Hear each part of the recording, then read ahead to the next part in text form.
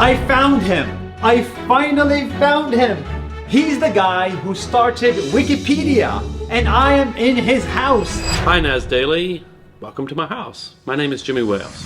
I flew all the way to London just to meet Jimmy and understand why did he make Wikipedia free and why did he give away billions of dollars. This is his incredible story. Since he was a kid, Jimmy loved learning. His mom bought him big physical encyclopedia books just to read them. But no matter how big the book was, it always had missing information. Every year, this book had to be updated with new information, and that's simply not practical. 20 years later, the internet was invented, and Jimmy had an idea. What if we could put all the world's knowledge on the internet? Back then, this was a revolutionary idea. He called it Wikipedia. What does Wikipedia mean? So, wiki is from a Hawaiian word, wiki, which means quick, and the idea is quick collaboration. And we adapted that concept to say, let's make an encyclopedia, so hence the name Wikipedia. Wikipedia was a for-profit company. The idea was to write articles, sell ads, and use the money to pay editors, and maybe make a bit of money. But this is where it gets interesting. At some point, he made the decision to make Wikipedia 100% free. Who does that? Me. No more ads, no monthly subscription, no revenue, no profit, just free knowledge. Making Wikipedia free was the best decision of my life. The minute he made it free, editors from around the world came together to contribute and put all human knowledge in one website. They fact-checked each other, and together they wrote more than 50 million articles in 300 languages, all for free. That's like 1 million of these books in a website.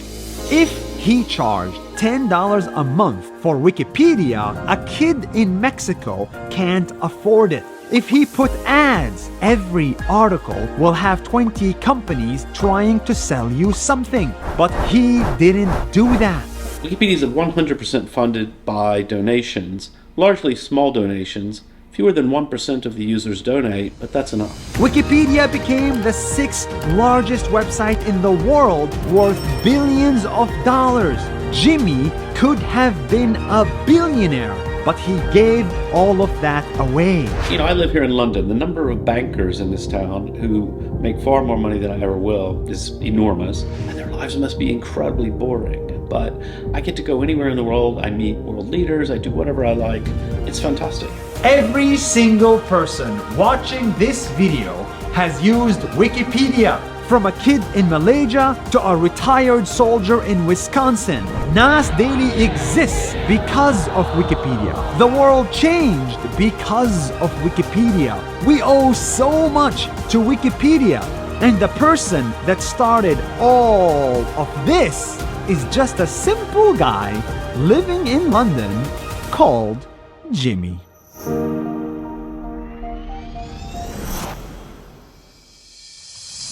This guy owns the color red. Yes, it's possible to own a color. Kind of. He is the reason behind the red iPhone, and he is angry. Let me introduce you to Bobby the Red Guy. Hi, Nas Daily. My name is Bobby, and I'm angry. Bobby is angry because 20 years ago, he learned that some people die because they don't have 40 cents to buy medicine. 40 cents is why people lose their life. I got so angry about world health injustice that I decided to do something about it. Bobby did not want to raise donations or ask for charity. Instead, he came up with a genius idea. Make products with the color red, and any person who buys a red product, the money goes to charity. We convinced companies to partner with us. The products have the same technology. The main difference is the color red. And that's the way you know that a portion of your proceeds go to help poor people get their medicine. After tens of no's, a few companies said yes to his crazy idea. Apple built a red iPhone, Vespa built a red scooter, and Bank of America made a red Super Bowl commercial. Some of the top brands we partner with include Apple, Converse, this is a Gap hoodie, obviously, Armani watches, which are fun. Now, anybody who bought a red iPhone, part of their money will go to charity because of Bobby's idea. Bobby and his team worked for 17 years and raised $700 million for the Global Fund to treat HIV and AIDS, to hire nurses, to buy drugs, to educate, to give grants, and save more than 245 million lives. All of this from one color. Amazingly, red became the most successful cause-related movement ever. Imagine how much they can help when they get the color green, yellow, purple, and blue. Bobby was angry that people died for not having 40 cents for medicine and built a global red movement to help others. So now ask yourself, what are you angry about? And what are you gonna do about it?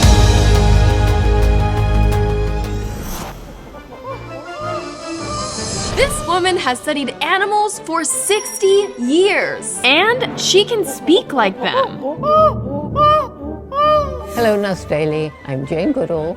I'm 88 years old, and I have always loved animals. She has studied animals longer than any person in the world, and today I'm going to tell you her incredible story. 60 years ago, Dr. Jane did something crazy. She spent a month traveling by boat from England to Africa. She lived in a tent in the jungle all by herself, just so she could study these.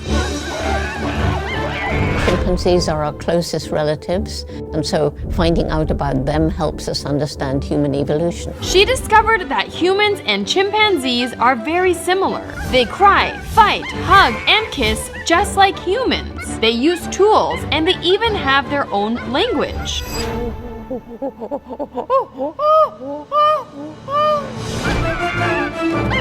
Dr. Jane became so close to the chimpanzees that they accepted her as family. And I was following him. He was allowing me to follow him. So I sat down near him. On the ground between us was a ripe red palm nut, which chimpanzees love. So I picked it up and held it out towards him. He turned his face away.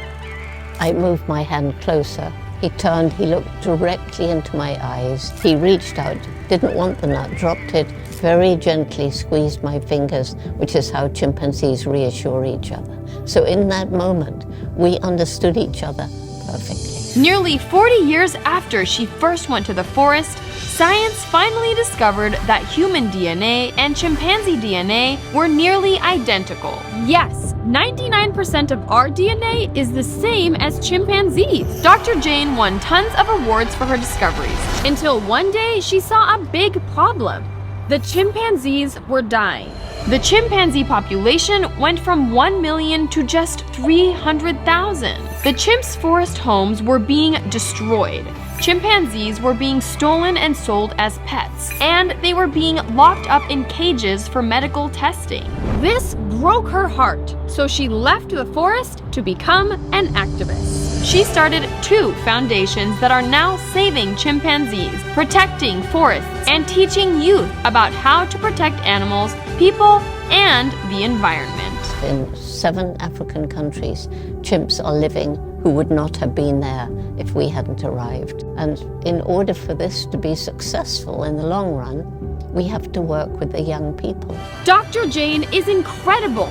She spent 60 years of her life living with animals, and what she learned from a tent in the jungle has changed the science community forever.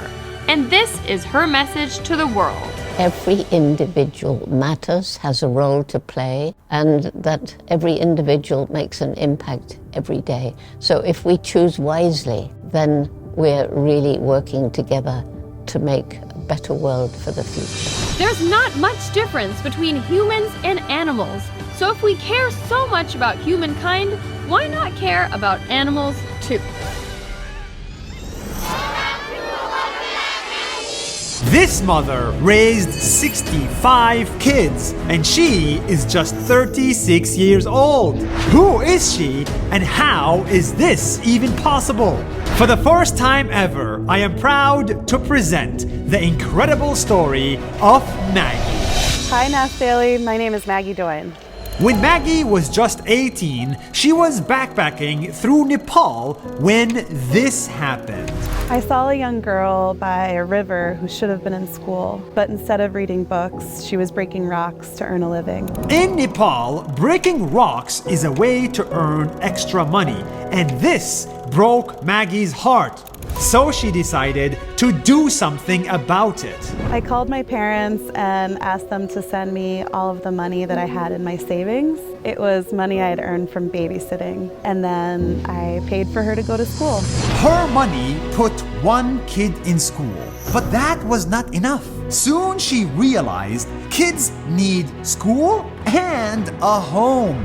Every year there are thousands of children in Nepal who end up without family or a place to call home. And when we saw the conditions that children were living in, we knew we had to do something. So she adopted kids in her home. One kid after another after another. And 17 years later, Maggie adopted more than 65 kids in her own home. 65 kids that you can see that need food, water, shelter, education, and attention every single day, and she provides them with all of that. I definitely did not raise all of these kids on my own. I've had a lot of help from day one. Hi, I am Maggie, and I have been a team for 17 years. None of this would be possible without Taupe, our local community, and our entire parenting team. And she didn't stop there. She spent more money to build a local school, health clinic, and a community center right in the heart of Nepal.